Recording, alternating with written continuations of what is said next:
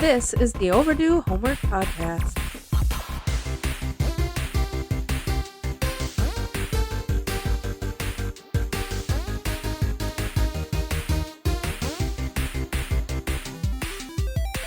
Welcome to the show. That's Trav, I'm Drew. And I'm Trav. This is the Overdue Homework Podcast, and as always, we are here to give you our opinions on 80s and 90s media.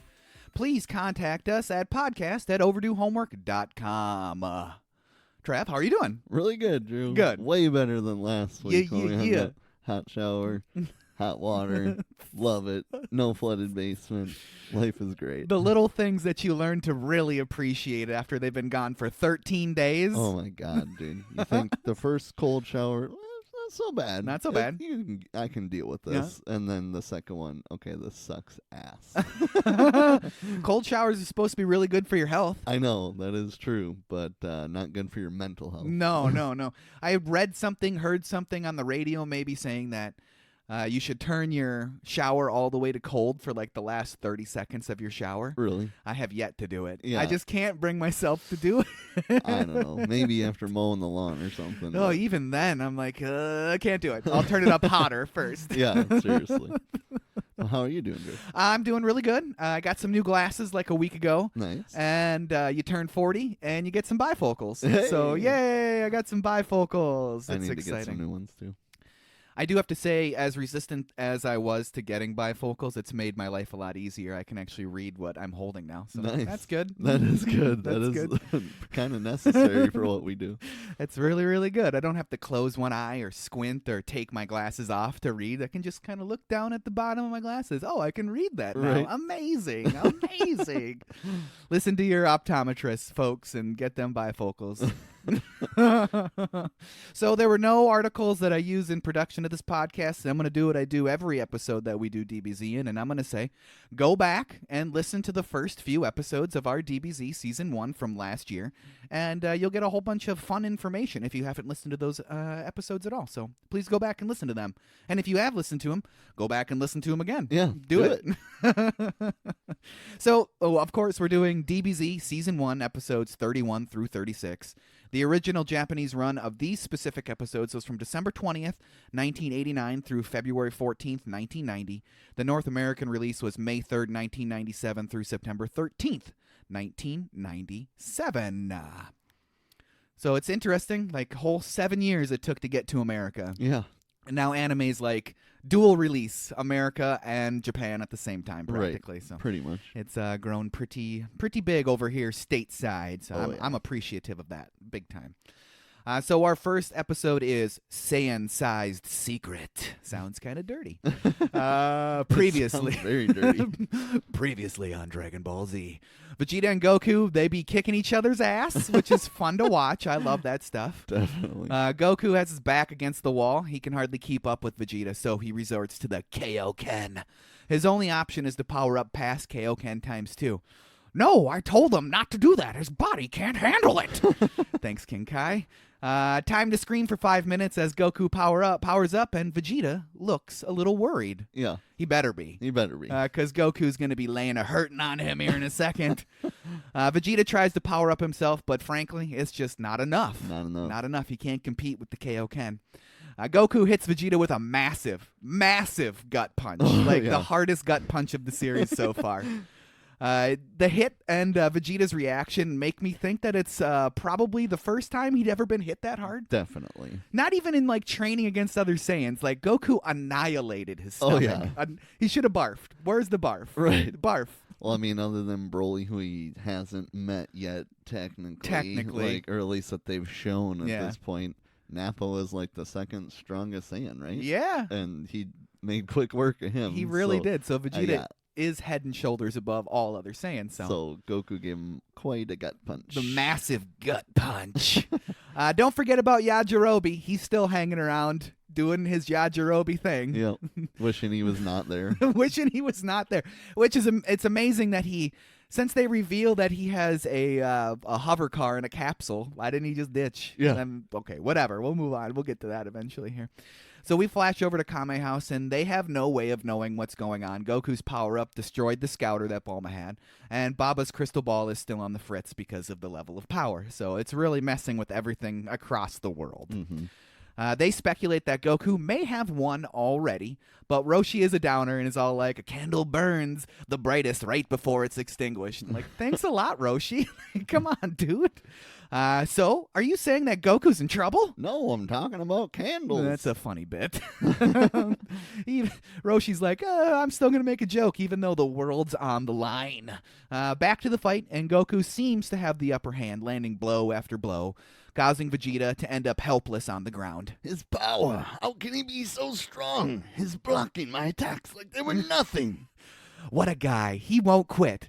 That's all right. I won't either. My body might not. Okay, thanks, Goku. Can Goku recover in time? Can he? That's a running theme in the whole series. It kind of seems like, especially in these episodes, that it doesn't matter if he recovers because all of a sudden he's got more power. No, it's like their power isn't big enough to matter yet. Yeah, I don't know, maybe that's what it is. Yeah, it's definitely not realistic. Any normal person would need months to recover from this. He is a Saiyan. I just need like 3 deep breaths and a little concentration, and then I'm fine. So we did talk about in the last episode that it's like with Saiyans, once they get their asses kicked and then they regenerate, they come back stronger. Right. So is Goku coming back stronger minute by minute? Probably. So then he gets his ass kicked again and then comes back even a little bit stronger? A little bit, I feel like. But Vegeta's doing the same thing. Vegeta's doing the same thing. So that makes sense to why they're so evenly matched the whole time. Yeah. Yeah, that makes sense. Vegeta. Oh, here comes Vegeta. Goku is still recovering, making him a sitting duck at this point, basically. Vegeta threatens the planet, as he's wont to do. If you block this attack, the planet will be destroyed. Scorched Earth policy from Vegeta. He's just willing to blow the whole thing up at this point. If he can't have Earth, no one will. Yeah. He's got to have it for himself. He's just willing to destroy it completely. Flying high into the sky in his signature purple energy. Oh, yeah. Vegeta's purple energy is one of the coolest auras in the series. Definitely. I don't know, the gold looks good, but the purple, there's something about it that it's got like a evil tinge to it almost. Frieza. Purple, yeah. I love the purple energy. Goku goes Kaioken times 3 and fires a Kamehameha. Vegeta fires his Gallic gun. The energies meet in one of the coolest points in the whole series. The whole series. That's what I want tattooed on my back eventually. That's awesome. Scene. Like angle shoulder to waist? Yep. Yes, amazing. Yep, definitely. It can't be. His energy's as strong as my Gallic gun. I always love this shit. Just always love it. Yajirobe, he gets blown away. He's just rolling and rolling away. I wish I ate more pizza and ice cream. Thanks, Yajirobe. At a stalemate, and Goku has to take it even farther. No, Goku, you can't. Kaioken times 4. Vegeta is overcome by the Kamehameha. And out comes Yajirobe. Did we win? I don't think so. He's definitely not enjoying himself. He'll be back. See you later, Goku. He's just out of there. Oh, I'm here to support you, and I want to help you, but Vegeta's coming back. Peace out. Later. Vegeta was not enjoying himself at this point. Why is his power stronger than mine? Vegeta has only one option. Become the great ape. Goku can't because he's got no tail. Yep. But Piccolo, he destroyed the moon. So how is he going to become the great ape? He needs the moon. Vegeta figures it out, but it's no matter. He figures out that the moon is gone, but it's no matter. He knows how to circumvent this situation. They've only slowed me down. Vegeta doesn't need the moon. He only needs the Bloods wave. Those are what causes the transformation, and the moon isn't the only way for the wave to be created. He can do it on his own, so he does. He just creates it and sends a faux moon into the sky, and that's all he's got to do. Pretty sweet. So Vegeta, he starts his transformation. No, Goku can't let him transform. It's too late. And Krillin knows something is up. That can't be good. Thanks, Krillin. The giant ape Vegeta. I love that his armor gets larger. Yeah. It's kind of stupid that it does. It's definitely stupid that it does. But the look is really cool. The look is look is really, really cool. Krillin and Gohan are flying to the Kame house, and Krillin notices an odd light in the sky that Vegeta created to transform. They realize that is where Goku is. That can't be good. That can't be good. With Vegeta's transformation complete, Goku stands very little chance. How am I supposed to fight a giant ape? How are you? Good question. That's a very valid question. Krillin and Gohan figure out that it's not the energy of Goku, but of Vegeta. So Gohan wants to go back because he can feel it. My dad needs my help. Well, what the hell can Gohan do? That's a really good question. He doesn't know, but he has to try. And Krillin tries to talk Gohan out of it and going back, but it's unsuccessful. I'm going to help him no matter what. You can't go alone. So they both go back to help Goku. Quote unquote help. And the fight between Goku and Vegeta is heating up. And all Goku can do is dip, dodge, duck, dip, dive, and dodge. And Goku still doesn't understand what's going on. And then he has flashback to the Dragon Ball series. Yep, he does. He did this. Yep. When he had a tail and ran amok on more than one occasion. Why didn't anybody tell him? Well, he killed his grandfather, that's why. That's why. So that he figures that out. And he's like, sorry, Grandpa. Like, yeah, that's a little too late there. Yep. But so now Goku wants to make it up to his grandpa by beating Vegeta. And Yajirobe's still there. And what is going on? I need to help Goku, but probably I should wait. There's only one thing left for Goku to do. I need the power of the Spirit Bomb. I hope there's enough time. If he can manage to put this together, he might just make this out alive. So let the fight resume, and Vegeta has the upper hand by far at this point. And back at the Kame house, Baba got her crystal ball back, and it shows Goku down and out. They also spot a transformed Vegeta, and that's not good. Nope. And Yajirobe, and Chi-Chi's passed out again. Hold on, Dad! Thanks, Gohan. Here come Krillin and Gohan to save the day, and Goku's regular attacks and his Kaioken ×3 aren't good enough. He needs 10 seconds to get the Spirit Bomb going, but you know that Vegeta's not going to let that happen. So, nope. How is he going to do it? The sun! Yeah. I didn't quite understand. When he said the sun, I was like, oh, so he's going to draw his energy from the sun. That's not what he does at all. No. Goku hits Vegeta with a solar flare. There you go. Yep. Blinds him for about 35 minutes. That's a very valid attack almost throughout the entire series. It is. So that's pretty sweet. Unless you've specifically powered up your eyes to defend against that. Solar flare, you're blinded. And I love how everyone has that in their arsenal. Yeah. Pretty much. Everybody does. Yep. And he bolts. He needs some distance from Vegeta, and it's Spirit Bomb time. The rivers, the trees, the wind, please give me all your energy. Please. And Goku collects all the energy. Good for you, Goku. And he has to take his time, so it forms right. Just a little bit more. This is it. This is my chance.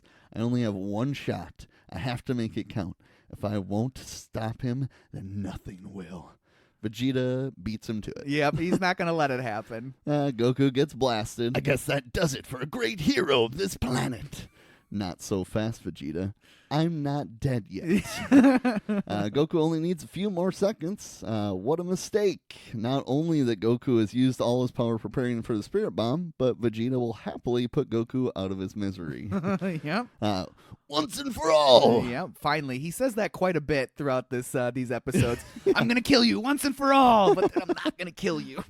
He stamps Goku from the waist down, crippling him up. Oops, sorry about that. Apparently I've squashed both of your legs. Very literal. You must have known this would happen. Very literal. I guess this is it. Vegeta moves in for the kill, and Goku's surprise attack to the eye. But that was the last bit of energy. What have you done to my face? Now you're going to pay. So Vegeta scoops up the helpless Goku and starts to crush him in his fists. He does. So Gohan and Krillin, they're almost there. Hang on, Daddy. Back to the crushing. Man, that's bad. I wish I could help. Sorry, Goku. You know how it is. I gotta look out for number one. Yajirobe, come on, buddy. Come on, Just buddy. leave, dude. Just leave. Just leave. Pure comedic relief at this point. Gohan and Krillin finally arrive and they see the transformed Vegeta. What is that thing? What about Dad?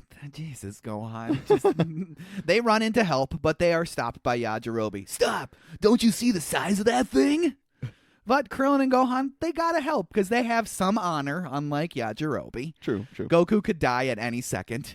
We need to cut off his tail. Yajirobe, you distract him. Yeah, he's not gonna do that. I'm out of here. Krillin and Gohan, they move in, but Vegeta notices them. Who is it? Show yourself. Right here. Put my father down. I'll definitely put him down. It might be one piece at a time. That's a great line. I love that line from Vegeta. Oh, it made me laugh almost every time. Krillin readies his Destructo disc, and he fires it. And Vegeta just jumps over it. Oh, man, how did he know? Did you really think you could sneak up on me? You'll have to do better than that. Like, of course he knew, Krillin. Come on. Obviously, dude. I love how he just kind of like scoot jumps over it. He just like, bloop, just jump on over it. You're next after I crush Kakarot. No, Dad, no. I said stop it. Sorry, kid. You're in no position to tell me what to do. Vegeta, he moves in to kill Gohan. But wait, Yajirobe has a change of heart, and he chops off Vegeta's tail to the surprise of everyone, especially Vegeta. And Yajirobe out. Impossible! You fools! You don't know what you've done! They know exactly what they've done. They've made you de-transform, and that's what he does. Is that even a word, de-transform? Untransform? It is now. It is now. Like, what would that be? Untransform, de-transform, not retransform. Yeah, I don't know. Untransform? One of the three. Who knows? Those little pests! How can I be so careless? You're all going to pay! Vegeta turns his attention to Gohan. What's wrong? You seem a little scared. Massive gut punch. Massive gut punch. Love the gut punch. Love the gut punches. In flies Krillin, and he gets destroyed by a roundhouse. He had no chance. Vegeta just flips around and just smashes him in the face, and and Krillin just bounces off the ground. He had zero chance. So back to punishing Gohan. Come on, boy, defend yourself. I thought you were a Saiyan. And then a devastating headbutt. Like, how did the only thing that saved Gohan from his head being caved in was the fact that he's a Saiyan, and Saiyans have notoriously very hard heads. For real. I think it's time I threw you out like the rest of the trash. Yes, everybody's trash, according to Vegeta. Trash. It's a father and son reunion on the ground, semi-conscious. Yeah. Gohan, please don't give up. You have to fight for the both of us. Dad, I don't think I can do it. I love how Gohan's impression is just turned into a mocking impression of Gohan. Yeah, we can't do it, Gohan. Come on.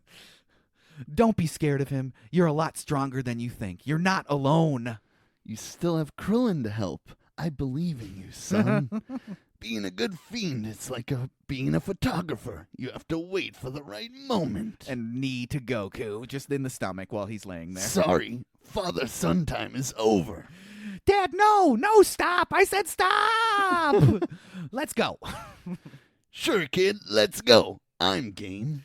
Gohan and Vegeta face off. Well, there's more to this kid than I thought. Goku calls over Krillin. He's got a plan. It's a one-time shot. I need to give you some energy. What energy? The energy from the earth. What little I have left. Take my hand. Oh, man, that's a lot of power. Vegeta and Gohan are matching each other blow for blow, and that pisses Vegeta off. You little brat! Krillin successfully creates the Spirit Bomb. Krillin only has one shot at this. He needs to make it count. Vegeta and Gohan still going at it, and Gohan has held his own, but he's on the ropes, and it's Krillin's time. It's now. Clear your mind, Krillin. Don't try to force it. I'll do my best. Vegeta is too strong for Gohan, and Goku couldn't beat Vegeta, so how the hell can Gohan do it? Exactly. Krillin gets up in the air for a good vantage point, and Gohan is almost out of energy. This kid is mine! And at the Kame house, Chi-Chi is having a breakdown. That's all these Kame house flash-ins are, is just Yeah. Chi-Chi freaking out in some form or She's another. either passed out or having a breakdown. And also supporting the fact that the rest of the people are rest of the cast is trying to watch what's going on. That's it. That's right. all those are for. And deal with the crazy Chi-Chi. And you have crazy Chi-Chi. So we're back on the battlefield, and Gohan is once again keeping Vegeta at bay, doing his best to keep him busy while Krillin readies his shot, but they are moving so fast that he cannot see them. Don't use your eyes with the spirit bomb. Use your senses. You are now in control of the spirit bomb. It can change the hope of every person on the planet. So Vegeta moves in for the kill. You fought very well, but unfortunately for you, it wasn't good enough. It's time to put an end to this. And Vegeta lets off a barrage of energy blasts. What is that attack called? Because he uses it throughout the whole series. Yeah, he does use it. It's not a scatter shot, because No. that's what Piccolo has. I don't know if he ever actually says what the name of it is. It just must be a fairly common that it doesn't have any type of real name or something like that. Because I was always like, what is that called? Everything else has a name, but it Yeah, just he has definitely uses that throughout the series, Yeah. but it must be too basic of an attack. It must be, because everybody kind of does use that attack in Right, some and form it's just or like another. a different color. Yeah. Or most of them are yellow. Usually, Most of like them are your yellow. Regular key energy or whatever. Mhm. Gohan manages to dodge all of them, and Krillin is still waiting for the perfect moment to fire the spirit bomb. Finally, it's time. Krillin, what are you doing, you dope? Just throw the thing. So he does. Here we go. Thanks, Krillin. Thanks, Krillin. With the spirit bomb sent on its way, Vegeta spots the blast and jumps over it. Again. I missed him. And it's headed straight for Gohan, and there's no Piccolo to save him this time. Not this time. You have to bounce it back. The ball won't hurt you if you don't have any evil in your heart. You have to bounce it back. And he does. He does. Good job. And Vegeta can't get out of the way of that one. Oh my, I don't believe it. They did it. At the Kame house, and the crystal ball is broken. Yep. Chi-Chi still wants to help, but there's nothing they can do from here. So I guess it means we'll have to go to them. But before they can leave or fix Baba's crystal ball, Korin arrives. Roshi, Bulma, Chi-Chi, and Korin head to the action. Back with Goku and pals. Dad, are you going to be okay? Yeah, but I'll be sore for a while. It could be a lot worse. Yeah, you could be an alien. Krillin, come on, buddy. Come on, dude. Just then, Vegeta falls to Earth, so it's time for Yajirobe to swoop in and claim his prize. At least we don't have to look at his ugly face anymore. Who is ugly face? And Vegeta survived it, and he's got a little bit of spunk left in him. He does. How does it feel to know you only had one chance to save your planet, only to fail miserably? And Vegeta's done toying around. Again. He's going to do what he should have done from the beginning. Blast them all into oblivion. Gohan, run! He doesn't run. He does not run. Vegeta powers up, destroying everything around him. Everyone survived Vegeta's attack, and he's out of energy. He's pretty banged up, so, it makes sense. Yes. One thing, though. Gohan's tail grows back. Which is a spontaneous tail growth. It makes no sense. It makes zero sense. But so the story can happen. Isn't this the second time his tail's grown back? Yes. Yes, so I guess that's maybe a trait of his. His tail just grows back Kind of like spontaneously. later in the series, whenever they need to beat someone, Goku gets a new transformation. Yep. And this is what happens now. Like, Gohan gets a tail. we'll just grow his tail back. He should get his tail back as an adult in the next series. Just have it spontaneously grow back. That would be insane. Like, why isn't it grown back to this point? I don't know. Pop, there it is. There it is. What do you think it sounds like? Just pop, it's out. Maybe. Apparently it's silent because Vegeta didn't even know it was there. Apparently, right? Vegeta's false moon is still up, so that's going to be a problem for probably everybody. Yep. Because, of course, Gohan can't control his grade ape like Vegeta can. Vegeta can't let Gohan transform. He's shaking in his boots. Yeah, as much as Vegeta will shake in his boots, but he does look fairly concerned about the situation. He definitely does. Bulma and crew are almost to the battlefield. Roshi knows that Goku is their only hope. what is it? Save me, Goku. You're our only hope, right? Yep. So it's time to kill Gohan. And in comes Yajirobe. Leave him alone. He slices through Vegeta's armor. That sword is very sharp. I'm blanking on the story behind that sword, but there's got to be a special story behind that sword. I feel like it's never said in DBZ. It must not be a Dragon Ball story. It must be a Dragon Ball story. You are right. And Yajirobe, he's fairly proud of himself for slicing through Vegeta's armor. I guess I would be too. I mean, it's kind of a cheap shot. And I did it. Not quite yet. What was that, Tubby? Yajirobe literally has no chance versus Vegeta. Zero chance. Zero. Krillin has at least like 0.1% chance. Right. If he fires up another Destructo Disc or something. Maybe not even then. But probably if Vegeta doesn't block the Destructo Disc or hit it with his own power shot or something like that. Right. I was just kidding about the dirtbag thing. I was just messing around. Vegeta, he does not care. And Yajirobe gets smashed. That hurt. That definitely hurt. Goku appeals to Gohan. Gohan, listen to me. Daddy? You need to stare up at that light in the sky. Don't turn away from it. Oh, and then those drums, they start. So we know the transformation is on. It's going down. Vegeta tries to stop it, but it's too late. I love the way he tries to stop it, which is just pounding him, pounding an unconscious child. Just the Michael Scott CPR. He's just nailing him. Nothing. Speaking of that, Vegeta does go over to Yajirobe and repeatedly punch him in the face. Yajirobe probably should have died. Definitely. And he doesn't even have like a bloody nose after he gets up. I understand he's like super weakened at this point, but his face should have been smashed in on hit one. Yes, should have been over for Yajirobe. Yeah. Gohan transforms, so look out, Vegeta. Only one problem, we already said it. Gohan has zero control over the transformation. So how can they get through to Gohan? No, Gohan! Hey, that worked. Thanks, Goku. Get the other guy, Vegeta. He's trapped. No, smash that guy. No. Inspired dialogue. Yeah. Ape Gohan versus Vegeta. There's no way Vegeta can keep evading Gohan for long. He's got to cut off that tail. That's all. Everybody's about cutting them tails off. And cut them tails off. Right. Vegeta, he's having a hard time getting even close enough to get to the tail. Until he unleashes his own Destructo Disc. Tail gone. But Ape Gohan falls and crushes Vegeta before he transforms back. Yikes. To Vegeta's credit, it still didn't kill him. So way to be fairly tough there, Vegeta. So Vegeta pulls out a cell phone and calls for help. I mean, that's kind of what it looked like, just a little cell phone. Beep, beep, beep, beep. By calling his pod back to him. Those fools haven't seen the last of me. I'm Vegeta, the strongest in the universe. Krillin tries to stop Vegeta from getting back into the pod by using Yajirobe's sword.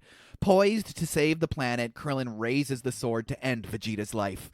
Flash to King Kai, and he lets us know that Vegeta is just the tip of the iceberg when it comes to villains. Foreshadowing. Yeah. He really is only the tip of the iceberg. Really is. And before Krillin can land the death blow, Goku stops him. Show him what it means to be merciful.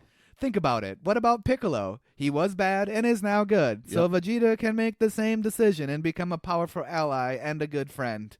What about everybody he killed? Yeah, no big deal. Goku really thinks Vegeta deserves a second chance, so Krillin does not kill Vegeta.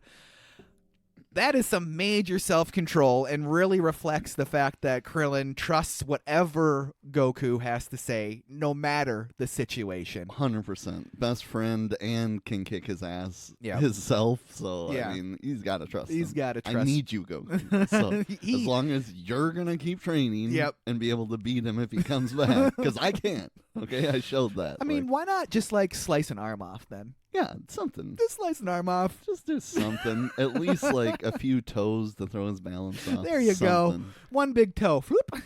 Then Vegeta leaves. Yes, he does. When I come back to this planet, you're all going to suffer. When you beg me for mercy, I'll stare into your eyes and crush the life out of you. That is dark. That is a very dark way to leave. That is a very dark Beg way to for leave. mercy. I'm going to crush you. I'm going to crush you. And it's time to pick up the pieces. The battle is over and the threat is gone. For now. Bulma and the gang make it to Gohan, Goku, and Krillin. Chi-Chi's very happy to see Gohan. Mommy's here! She doesn't give any fucks about Goku. Not one bit. Not one bit. Krillin's even like, he is your husband. She's like, well, he's an asshole, so. Yeah, he sucks. So.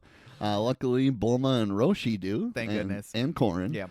They need to get Goku to the hospital because he's all out of sensu beans. Yep. So it's like, oh, that's very convenient. Very convenient. Always available before a fight, but God forbid they're available after. Yeah, maybe just say you have one sensu bean. Yeah. Save one for later. At least have a half or something. There you go.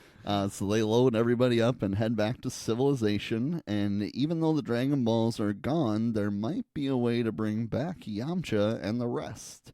Because if you paid attention, they were talking about Nameks. Yep. And there's another dragon somewhere. Yep.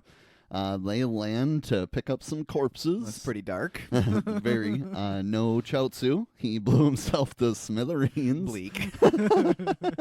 And everyone is full of regret. Roshi wishes there was something he could have done. Bulma misses her man, Yamcha, now all of a sudden. Yep.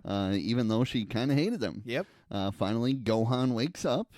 Mom, is that really you? That's right. Mommy's here. What about Dad? I'm right here. You really showed him, didn't you? Yeah, thanks. Thanks, Goku. Krillin shares his plan to get more Dragon Balls. Namek, the planet that Kami and Piccolo are from. Vegeta had heard legends of Dragon Balls on Namek, so they just need to go to Namek. Ta-da! Ta-da! Season 2. Wish everyone back and get the Dragon Balls back on Earth, but will it work? They don't even know where the hell Namek is. Nope.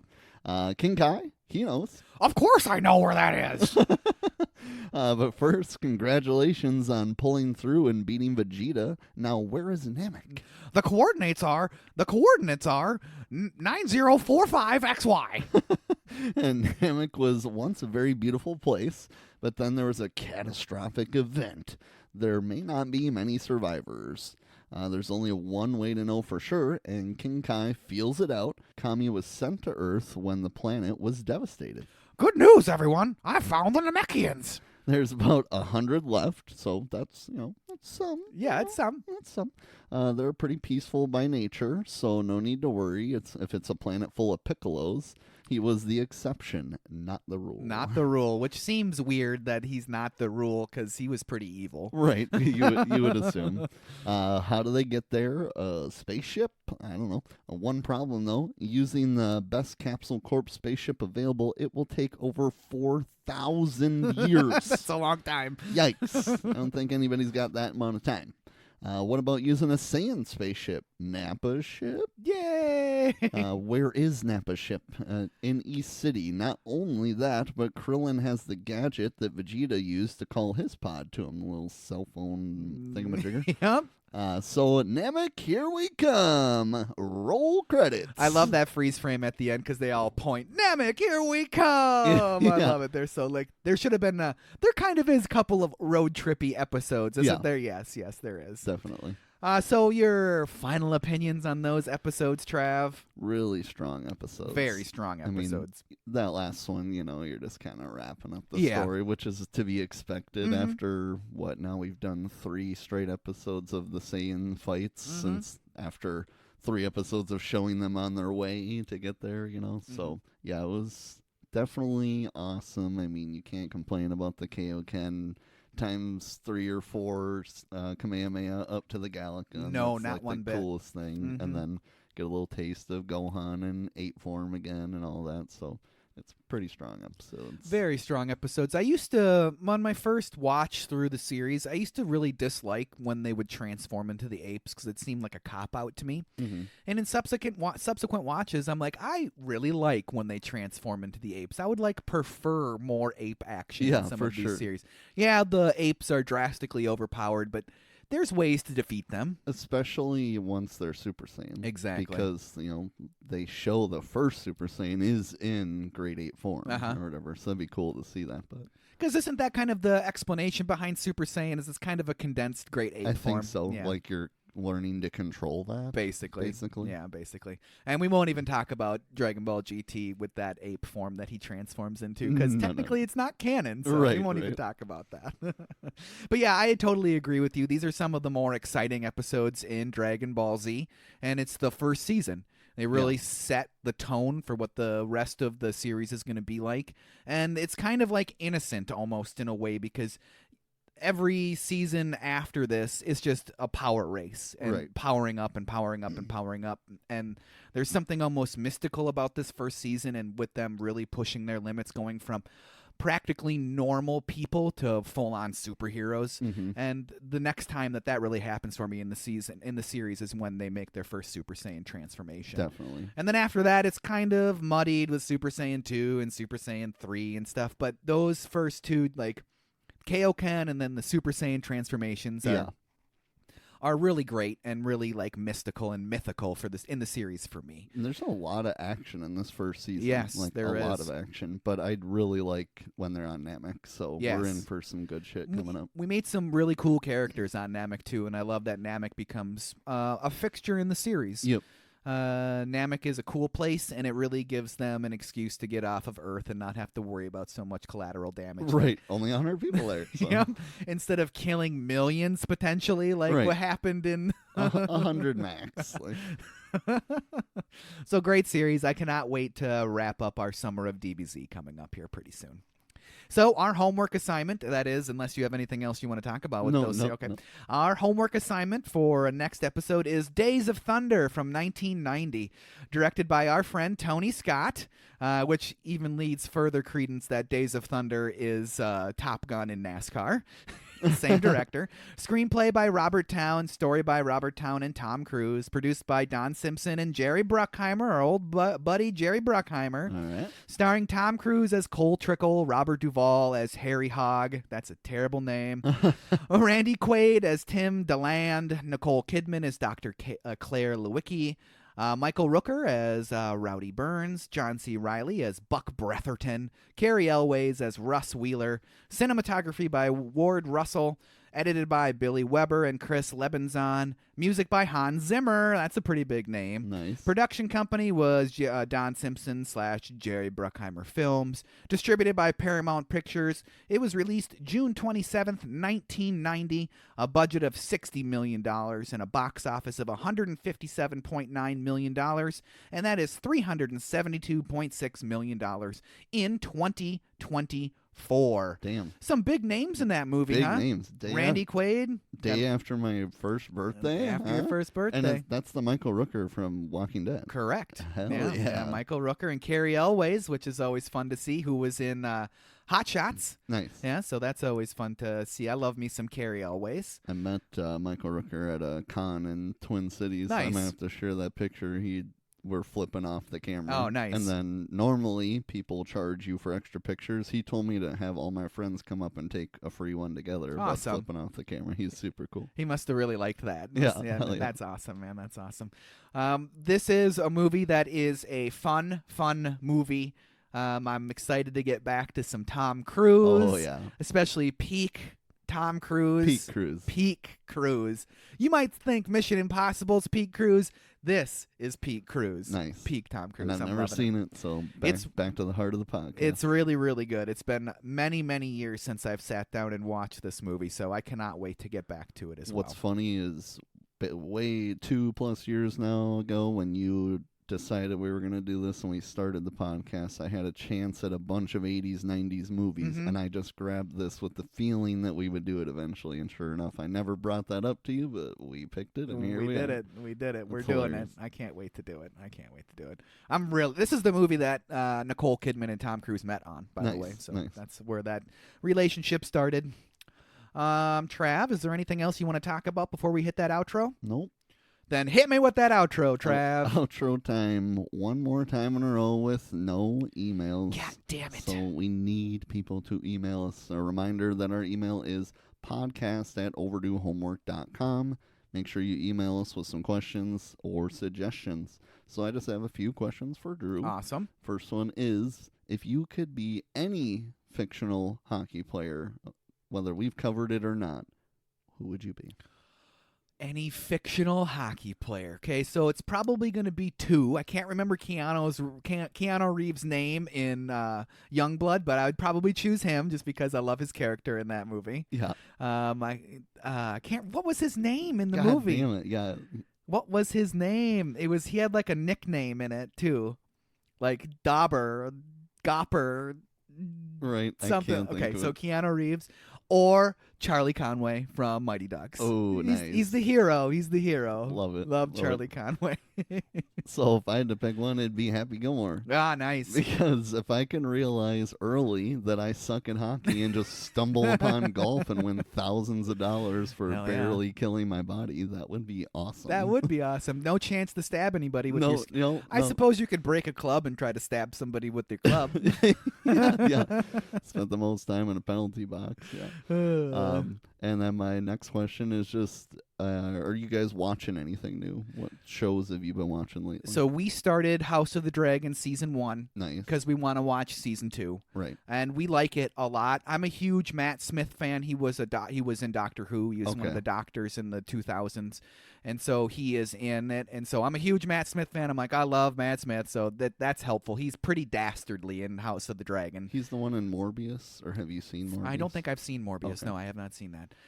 So that's the big one that we're watching. And then we also discovered that they have reruns of Great British Bake Off on the Roku channel in perpetuity. Nice. So a lot of the nights after we get the kids down, and it's like already like 9:15, and we don't have time to invest another hour and a half nearly in another episode. Yeah. So it's like just put on GBBO. So we're doing that. It's kind of funny because it's random seasons that we'll run into the middle of a season, so it's random episodes all over the place. But watching the Mary Berry and Paul Hollywood seasons, Yeah. I miss me some Mary Berry. I got nothing against Prue, but Mary Berry, I love Mary Berry. See, and I've only seen Prue, so I've never seen that. The 2 original comedic hosts, I can't remember either of their names, but they're very funny. The show is way more British in those early seasons. Sure. And very, very cheeky. Yeah.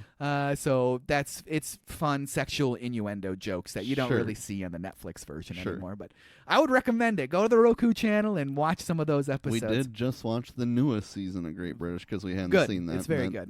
Tell me about your beaver. Yes, tell me about your beaver. Yeah, but that was really good. I just love that show so much. Like, they're just such good people. You fall in love with everyone right away, and you're like genuinely sad that they leave. And I love that anyone needs help, someone like helps them finish. They want everyone to do their best. It's just a fun show to watch. So I think it's season 4, and forgive me for not remembering the contestants' names, but one of the contestants, an older woman, so there's 2 contestants, a younger man and an older woman. The younger man put one of his dishes into her freezer that needed to cool down. So when it was her time to put her stuff into her freezer, instead of just going over to where his freezer was and putting it in there, or even just swapping the stuff, she pulls his out and leaves it at his station and puts hers into the freezer. And he doesn't notice until they're like counting down, like 1 minute remaining. And he freaks out, and they barely even talk about it in the series. And I was like, what? How is she not punished for sabotaging another contestant? Right. What the heck? They don't even talk about it in consideration when they vote him off. And he ends up getting voted off because his dish wasn't set up. Oh, my gosh. And I was like, are you kidding me? Like, I totally spaced on all this stuff. Then the twist. The next week, older woman that sabotaged younger dude's dish isn't there. They said that she was sick and wasn't able to compete. And so there was no elimination that week, obviously. When a contestant doesn't show up, they do a non-elimination. They usually do 2 the next one. So they do 2 the next one. But again, she's not there. She leaves the show. So my speculation is they kicked her out. We're like, you can't do that. You're out. So they found out after the fact, like reviewed the tapes and saw that she screwed him over? They notice it on the show. Oh, they do? Yes, and they talk about it very, very little. Like, that's what happened and why the dude's really angry. Right. But then when it's Mary Berry and Paul Hollywood and the 2 hosts like talking about who they're going to eliminate, they don't bring it up one bit, and they say they're eliminating the guy. That's so crazy. And I'm like, why not bring that up one bit and say maybe we don't eliminate anybody this week? Yeah. and just move on to next week being a double elimination. And then you eliminate the old lady just because she needed to be eliminated. Right. Her doing that is like completely against the spirit of the show. Definitely. Completely against the spirit of the show. I think it's season 6 is the first one on Netflix or something like that. It's Prude, but they never do anything like that. There's never a purpose like sabotage. Right. So that's crazy. Or she could have... She didn't even say anything to the guy, and obviously his station was right in front of her station. That's why the freezers got confused, because the fridges are right next to your station. Like, hey, yours is in mine. I'm going to pull it out. Say something. So he can throw it in. Yeah. That just seems so weird. Right. Hey, yours is in mine. I'm pulling it out. There it is. Put my stuff in there. And then he has an opportunity to go put it in his freezer. But she didn't. She sabotaged him. So dumb. Boomer's going to boom. Boomer's going to boom. Yeah. Other shows I've been watching, so... I believe it or not, Lauren got me hooked on Sex and the City. Okay. So it's an HBO show. Yeah. It's good, man. It's funny. There's a lot of people. I mean, it's from like 98 to 04, I want to say. So, I mean, a lot of like Friends cameo people are in that. And one of the main 4 cameos as a girl that Joey dates. And then, like, he doesn't want to be with her because he always just sleeps with women. And then the next morning, she's asking about him. They convince him to stay with her, and then she grows sick of Joey. And it's kind of funny because it plays with her character on the show, Sex and the City, too. But, yeah, it's a funny show. There's a lot of really good big-name people that are in that. That's what I've noticed is there's a lot of big-name cameos in that. That shows what the clout of HBO was in the late 90s and early 2000s.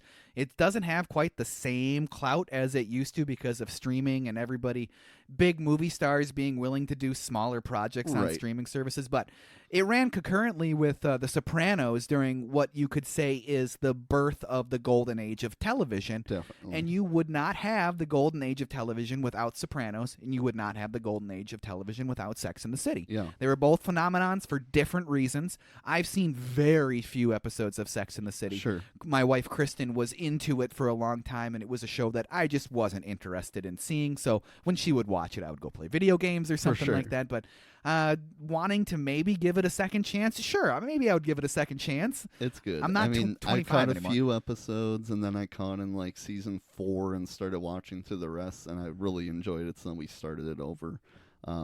But yeah, House of the Dragon, we're going to start because my buddy gave me his HBO. Nice. He said, you gotta watch House of the Dragon, because he said the first episode of season 2 is the best episode he's ever seen of Game of Thrones, period. Interesting. So that's something to look forward to. Yeah, definitely. Are you guys watching The Boys? Have not watched The Boys yet. Have not watched The Bear yet or anything. I haven't like watched that. The Bear, no, but yeah, yikes. The Boys. So I think today is going to be the 6th episode of season 4, but the first 5 are really holy crap. Did you watch Gen V? No, I did not, but I heard that's super good. Right? Yeah, I've heard it's it's like another version of The Boys. It's like a parallel series, kind of like it's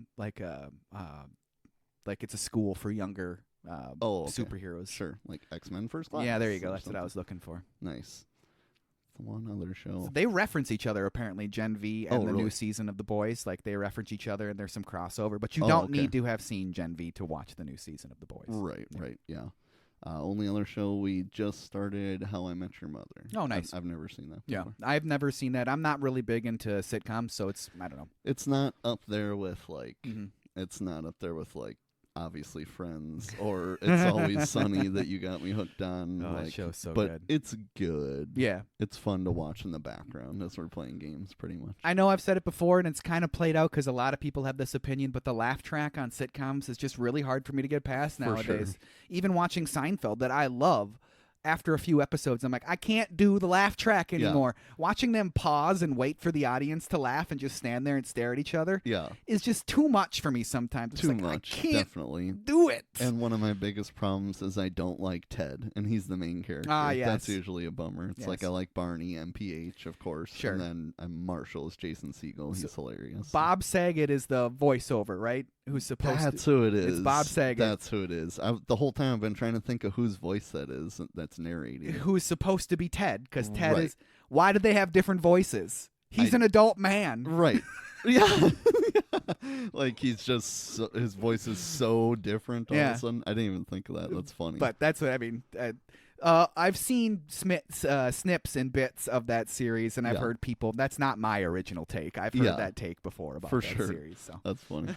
But yeah, that's gonna wrap up another shorter episode for us. Yep. Hope everybody enjoyed. Make sure you're following us on Instagram and Facebook at Overdue Homework Podcast is what it is. It's different than our email. Our email is podcast@overduehomework.com. And make sure you tune in to the next exciting episode of Dragon Ball Z on the Overdue Homework Podcast.